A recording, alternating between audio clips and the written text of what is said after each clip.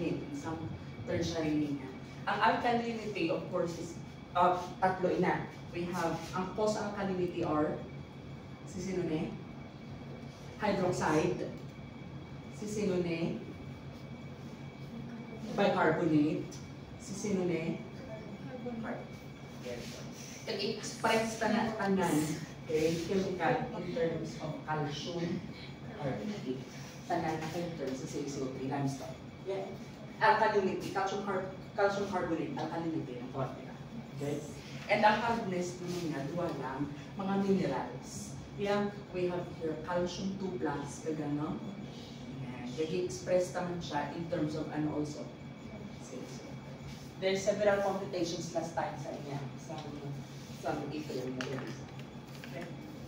So whenever you have, for example, any compound which is ampholytic, magka-ampholite, okay? It is composed of polar head, which is in this case carboxylic acid, nga na-replace ang H hydrogen with sodium. And a long chain. Pila ka carbon ang isbang mo nakita nyo? 17. Yeah? So laba-laba, ina siya. And then may polar part. No? Usually it is shortened as ng may tail, tapos may ulo nga plus minus. Correct? And this tail here is hydrophilic, hydrophobic. Tail. Yung fatty acid tail niyan. Fatty acid ang hydrophobic. Pag ano kang hydrophobic, ano naman sila? Hydrophobic. Wala siya kakatak sa tubig, sa oil lang siya. Okay? And this one is ionic part, which is definitely hydrophilic. So, ma-attract yan siya, okay, yung hardness ng tubig. For example, water contains calcium chloride, which is very soluble. So, pag lager mo, it will decrease the surface tension of water. Di ba nang na-abak sa Chem? And it will form a scum. Instead of, kay more affinities ni siya, ang mga part ni ulo, may lumita, sabi na siya mas namit, sabi nga iron, which is mas taas ang oxidation state. Like in that case, of course, is calcium 2+. So, i-displace yan ng sodium, kaya matakod na lada subong ang calcium. That gives us the scum, ang ginatawag niya, okay? And that could precipitate, of course. So, like for example, if you're going to pala, when you lather detergent on your skin, okay, and that you use seawater, for example, and matabo, okay, yung seawater contains minerals, magnesium, calcium, taas ang ang hardness ng tubig, seawater. With soap, okay, wala siya yan wala siya mainly nagabukal, okay? So, hindi mo makita bubbles to the point nga, do nalagid siya, microbubble, right? So, pilit, kaya ga-form ang ang scums, and that gives us a first salt, alright? So, when you taste it, tarat, okay, ang combination sa hapon, okay, hard water. So, when we say hard water, taas, magkamakay hard water, it doesn't mean hapon. Ang magkamakaya niya hard water, meaning taas content niya sa calcium ka, like sea water, groundwater, water sa bubon. Are you familiar with those? Tap water, even. And paano ma-softening? Ang-softening sa tubig. Softening of water, number 1, you use cold or hot lime soda. What is lime soda gani? Chemical? Calcium? Ano niyang CO3 gani? What is CO3? Limestone. Okay? Once calcium, like calcium oxide, naman ginagawa mo nga lime reacts with what? With water, may liming, walang tubig, ma-form ang po? Yes, calcium hydroxide, which is the lime water. Okay? And pwede ka magkagamit of course sodium carbonate. Sodium carbonate, otherwise known as the, ano ganyan ang term sa sodium carbonate? Soda. Sodium bicarbonate is baking soda. Pero sodium carbonate is lime soda. Lime, makabi lime, may na nasa, may tendency sa to form, of course. Butin by liming, may siya nga na. Ano tin by lime? L-I-M-E. Could either form, it's formed from carbonate. Okay? So, the removal of temporary hardness, okay? Temporary lang, no? Sir, how do I know what temporary? Kaya may ano siya? Bicarbonate. Bicarbonates are temporary hardness. Tandaan. With lime, form tab with lime plus water, ma-form ang ano po? Kagmano na, minis sa araw. Precipitate. So, the goal is always to form the precipitate to separate it by decantation para ma-form na lang ang pure water. Okay, tandaan din ang mga reaction niya. How about magnesium? Any calcium bicarbonate plus calcium hydroxide, ha? How about magnesium bicarb plus calcium hydroxide? Ma-form ang yaman? Limestone, precipitate, plus what? Magnesium carbonate plus water. Kaya magnesium carbonate in the second step react further with calcium hydroxide to form what? And maano naman ang magnesium hydroxide? Nadagdag din yan. Ma-precipitate siya. Upod kay ano bagay? Calcium. Alright? So, to summarize here, okay, there are two types of hardness. We have temporary. Temporary. Ito ganong isa. Sa dalong halada. Sa dalong. Temporary. What's the opposite of temporary? It's permanent. Okay. Ang mga temporary, kada sino ganun, what? Calcium bicarbonate kat magnesium bicarbonate. Ubrama ka mo sa marine neuron, ha? Okay. Kada sino naman yung mga permanent, mga sulfates. Yeah, calcium sulfate is very hard to remove, particularly in brackish water, no? Ay, pa ng brackish water? Yung brackish water, dala sa mga aquifer na ginadig rin sa daluduta. Rich in sulfates, you know. Okay? So what are those? Calcium sulfate, ano ba? Magnesium sulfate. Okay? Notice, yung ika-third step, pero mo, paano sa third step, sa una, sa first three reactions. Which is, of course, the reaction magnesium carbonate with calcium hydroxide to precipitate CaCO3 and MgOH2. Pares lang nila. Naglay ng first and second. What do you use para mag-remove some temporary hardness? Is it calcium hydroxide or sodium carbonate? Temporary. Ano yung gamit na reactant para mag-remove temporary? Calcium hydroxide. Use. Paano mag-ubras sa tubig? Liming. How about yung permanent hardness? Wala na gagamit calcium hydroxide there. Anong una ginagamit? Sodium carbonate. Damo-damo uses.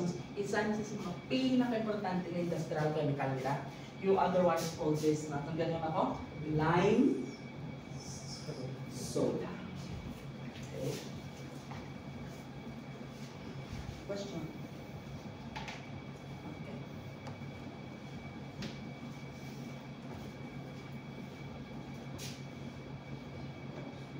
Take for example, the cement plant. Wastewater treatment, WTP, sa cement plant. What do you think will you be able to encounter there? Is it temporary or permanent hardness? Cement plant. The cement plant in the first place, okay, is processing dolomite. Are you familiar with dolomite? Okay. So, critical lang, ang dolomite are composed of calcium carbonate and what? Magnesium carbonate that when calcined will form what? Calcium oxide, tsaka CaO, or ang isa is what? MgO, may ginamit lakada para mag-form ang simento. Oh, ano do you think ang pwede mo ma-produce pag-get aside from this? In the reaction with water, pwede ma-form ang ano? Calcium bicarbonate, calcium at magnesium bicarbonate. So ano yung isang makakos sina? Anong i-cause na sila? Wala chance ang mag-sulfate niya. Pero pwede siya mag-bicarbonate. Kaya may mag-produce na, di ba, CO2. Pag-init mo. Mag-contact siya sa tubig with the atmosphere. Pwede ma-form ang ano po. Yan. Let's see, no? Yan. Which is what? Temporary or permanent? Temporary. So, i-treat mo siya kung ikaw ng engineer. I-treat mo siya with liming. Okay. How about, for example, you're dealing with water purification of aquifer water na gingwa sa dalong tubig. So, you work kami sa Mactan Rock. Okay, I found Mactanra. Ano ba lang one of the biggest water treatment plant in Cebu. Okay? So ano na that usually na klase ng hardness ang imo nga may counter? Permanent. So, bakit ito na kami sa Mactanra? Wala na. Wastewater. Yes, number one again is cold or hot lime soda. The other one is permuted. Okay? So kung pag-upalahan sa inyong term, this is very conceptual ang tayo. Combination ng calculation and conceptual. Permuted actually is a mineral composed of what? Kasi ano nila, in British, we pronounce this one as permuted. Okay? Silent ang no? Plastic. Okay? Sodium oxide, no? Alumina, silica, kagano, tubig. Ano ka katabo, sir? Okay? Permuted or pwede man ano? Zeolite. Sodium zeolite. Okay? So, in this case, ang zeolite actually, it's because, anong the cause ng zeolite? The presence of what? Aluminum oxide. Zeolite. Kapatid lang lang. Yung ginagamit, kan ba na mag-purify sa refined grain alcohol sa distillery. Okay? Yeah? So, ang matabo is sodium zeolite, o ano nila ito? Yung duwang bicarbonates na ito, yung dalawang mineral na may bicarbonates. Ano yan, CHA? Is it temporary or permanent hardness? Temporary. Na ang kakatabo is, together with zeolite o the permuted ore, mano sila? Single, double replacement. Okay? Wala. Okay lang kami, may nabuka ba? Wala. Okay. Sodium bicarbonate and what? Sino ba rin nagbulos kay sodium sa zeolite? Sino ang nagbulos siya? Ang calcium. Na form ang ano na yun? Sodium bicarbonate, which is easier of course to wash out. Basta tapos na kay taas yung solubility. Bali, ang imo zeolite, magmakaspent, halin sa sodium, gahon mo siya ng calcium. Bali, gabugat na siya, magkabugat ang color. Okay? Because sino mas taas mo lang, sodium or calcium? Kaya ang sodium 23, ang calcium is what? 40. Gabugat sa. Ang moment sa magnesium ha, MgZ, calcium Z, zeolite. Tapos ginaano dayon, okay, ang imong zeolite. What do you do with the zeolite? Tinatreat siya with what? Yan, pwede ganyan this is sulfate, di ba? Ano yung sulfate? Permanent. Very good. Pwede na? Ang namin, sa permuted or zeolite purification, versatile siya. Pwede siya sa ano? Permanent, pwede na siya sa temporary. Even sa chloride, so chloride is also permanent. Okay? And paano mag-regenerate? Mag-regenerate, di ba ano ito nga form? Kaze, MgZ.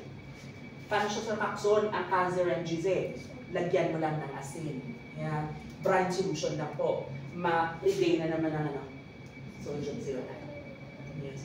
Most of the water treatment plant now are using this. Okay? The zeolite chamber para magkakasang hardness sa tubig.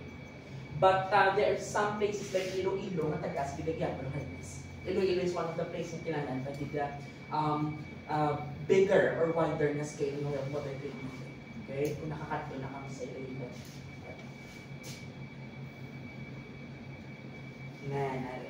Yung summarize ko na no? So, ang alkalinity is the concentration sa nga component. What are the component that causes alkalinity, di ba? Let's talk about alkalinity. Negative na pa. So, ang imo alkalinity is ano natin naminin ba yan? Tapos lang later on, nagdumduman pag naranasan mo sa industry.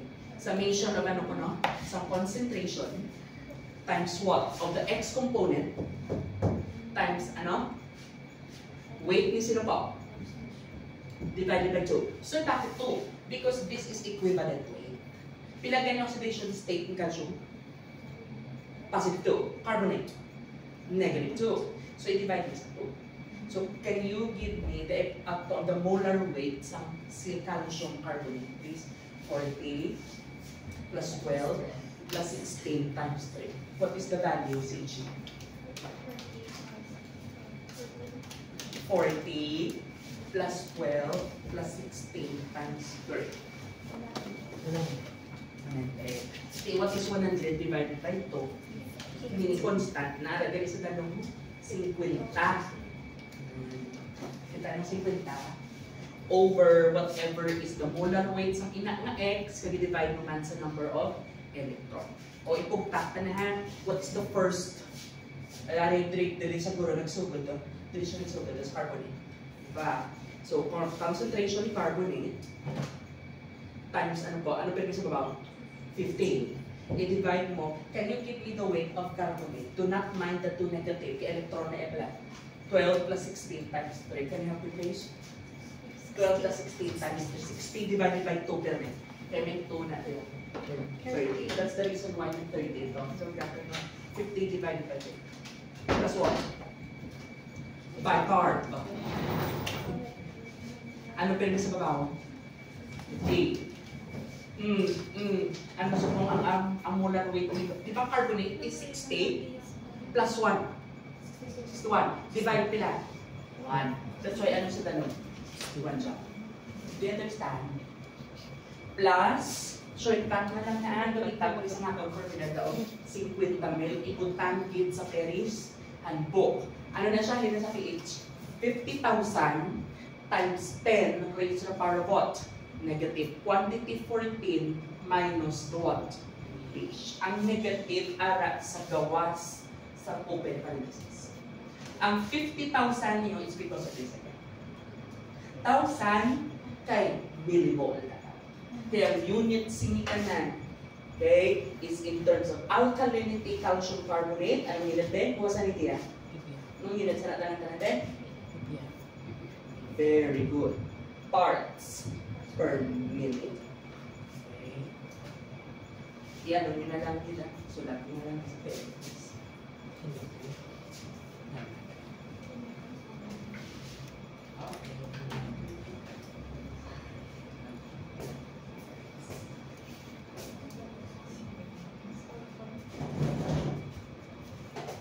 Tanan na pa ka nakaka-register na sa PRC. Okay.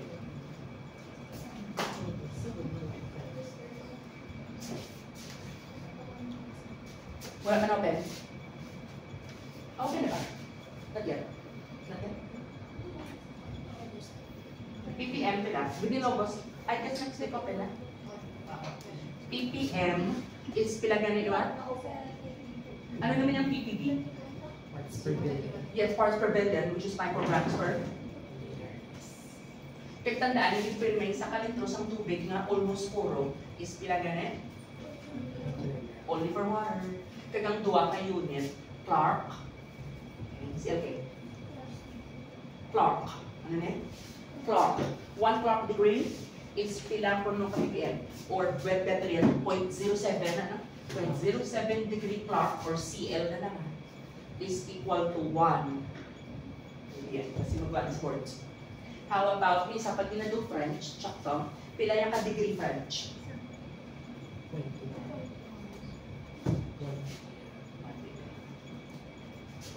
This is a British unit, this one is the French unit. Okay? ppm is the standard American unit. Okay? Candela. When do you say that the water body or the water sample is soft? Kung pila po nung iyang hardness, 0 papunta na ng 75. In terms of anong hardness, ang alkalinity what? How about 75 to 150? Slightly hard. 150 to 300? Hard. 300 plus. Ano gani ang potability? The rule of potability of water. Magkano sa potability ng potable water? Maingong. Okay? So ano dapat ang level? Okay? According to the rules of DNR, ano dapat ang class, that's for class A actually ng tubig.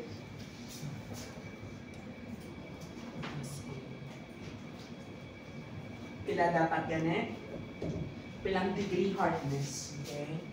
The degree hardness in what unit not that? Milligrams per liter must be about greater than.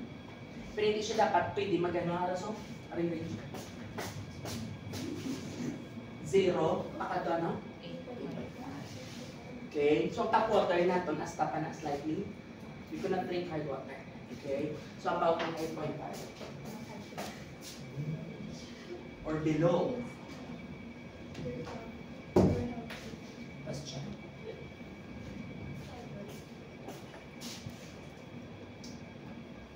Okay, let's go to the treatment for domestic use of water for domestic use.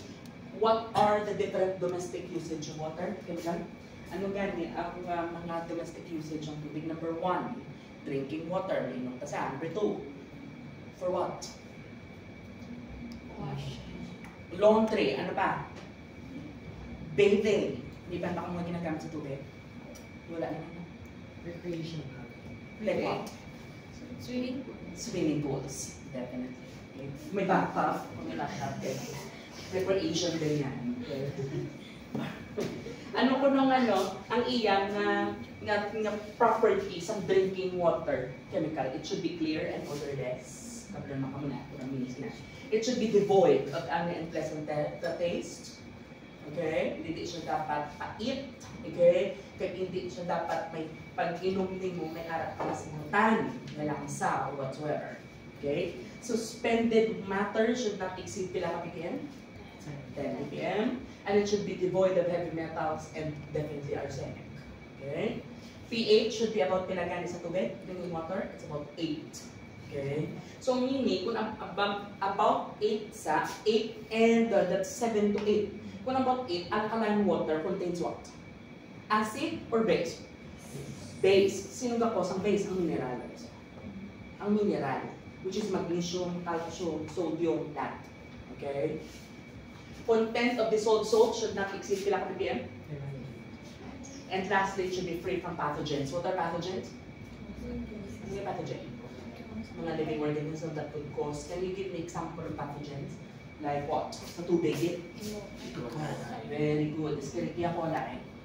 Ano ba? Coliforms. Okay, familiar? Coliform counts bala. Kind of the other one that causes diarrhea. Ano ganito cause diarrhea? Amoeba. Ay, sorry. The E. coli actually, in E. coli, galit ka cause diarrhea, no? Yan. Okay, school tata. Yes, the name? What particular fungus is that? Amoeba. Gusto lang yung bagay. Ayan o. Ay, buka ba nun? Yeah. Candidiasis. Okay. Sterilization by bleaching, of course. Ano ginagamit? Gamit. Chemical para sa sterilization. What do you mean by sterile? Ginamit pa pathogen. Ginamit na sila. Pinapatay. Using, arigilo? This one. HOCl. Ang mga dapat ma-form na sa tubig. Pero wala siya yan, ginaputangan mo ng form. Ano mabasa sa nga na? Hypo? Isa lang ka oxygen ba? Hypochlorite. Hypochlorite has an antimicrobial impact. Yun, may ginaya ang cell wall. Bukol niyang cell wall sa material. It will die. Tapos, ang imong gamito is this one. That's calcium hypochlorite. Okay? Plus water, ma-form ang ano yun? Calcium hydroxide. And then chlorine, hindi ko na nipagsalat sa word the chlorine, furthermore, will react with what? To form what we want. The hypochloric acid. Okay? So, siya na dayon ang imong bleach, which is in what ratio? No? 1 unit by mass per what? 1,000 ratio. Yun ang rule of thumb.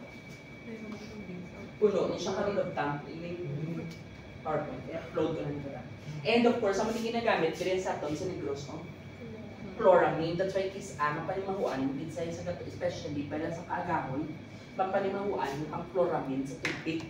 Okay, ang yung report. So, ang ratio, it uses what? Chloramine, chlorine gas, kanya po? Ammonia. In what ratio per minute? 1:1. Pare? Chlorine plus ammonia will form what? Sino na siya na nang ginamit ata? Chloramine. Okay? and what? Hydrochloric acid. See, we are forming acid. And then chloramine reacts with water to form ano na naman yung what? Hypochloric acid.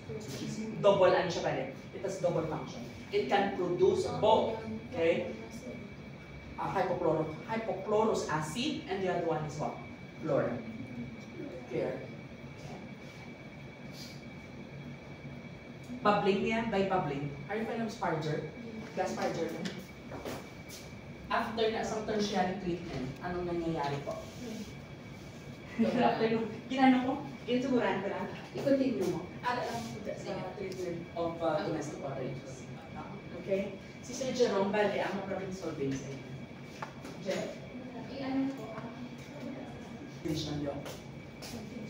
Either by purely using ano na lang ginaya, calcium, hypo, by bleaching, using hypochlorous acid. Which is less general kumpara sa ano, sterilization using what? Chloramine. What do you need para mas-form chloramine again? Chlorine that are sparged. May port para sa chlorine, then may port para sa ano? Ammonia. Kaya, pag mababling na dadayon using sparger. Okay? May agitator. After ni sa ano, tertiary treatment na diba? There are three major. We have primary, sa Sir Jerome na-discuss na karon. Primary, secondary, tertiary. Ano yung primary? Physical or mechanical. Yung nag-attract yung mudang mga bato, ang mga grits, tanan-tanan. What is secondary? Biological. Dira tanan na ginanong sa biological, what is happening there sa biological? That's oxidation or ang BOD. BOD, yes, definitely biological oxygen to na. Okay? Tertiary. Chemical treatment. Okay? Tinin na natin. Okay? So basically, ma-form na that ang chloramine with the reaction CO2 plus NH2. What's the chemical formula of chloramine? NH2 Cl plus duwa na lang makakas ng damo. Ma-form ang acid. Hydrochloric. Ang fumes na kisal sa hydrochloric, di ba nagwa? That's why isog pirmi sa bakit na disulod sa imong ano ni nga chamber. Okay? Okay. So the problems will be solved by engineer Javier. Okay?